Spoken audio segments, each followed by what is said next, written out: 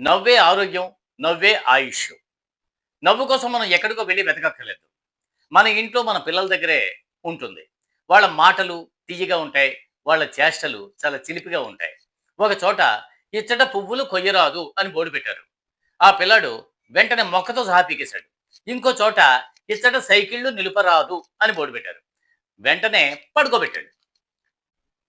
ఒకసారి వాళ్ళమ్మ కొత్త క్యాలెండర్ ఇచ్చి నాన్న తగిలించు అంది. వాడు వెంటనే నిచ్చెన తీసుకొచ్చి గోడకు వేసుకుని గబగబా ఎక్కి సీలింగ్ అంటించాడు. అదేంటి నాన్న సీలింగ్ అంటించావు? ఏం లేదమ్మా, గోడకి తగిలిస్తే నాన్న రోజు ఒక పేపర్ చింపేస్తున్నాడు. ఒకసారి కుక్క తోక పట్టుకుని లాగుతున్నాడు. వాళ్ళ అమ్మ రే నాన్న తోక పట్టుకుని లాక్కు, అది కరుస్తుంది. తోక ఎలా కరుస్తుందమ్మా? పబ్లిక్ ప్లేస్‌లో అంటే ఒక బస్ స్టాండ్‌లో ఒక పిల్లాడు యూరిన్ పాస్ చేస్తున్నాడు. ఒక పెద్ద మనిషి, "ఇదిగో బాబు, పబ్లిక్ ప్లేస్‌లో యూరిన్ పాస్ చేయకూడదు. పోలీసొచ్చారంటే పట్టుకెళ్ళిపోతారు." "పట్టుకెళ్ళిపోనివ్వండి అంకుల్. నాకెందుకు? యూరినే కదా." ఈ వీడియో మీకు నచ్చితే సబ్స్క్రైబ్ చేయండి.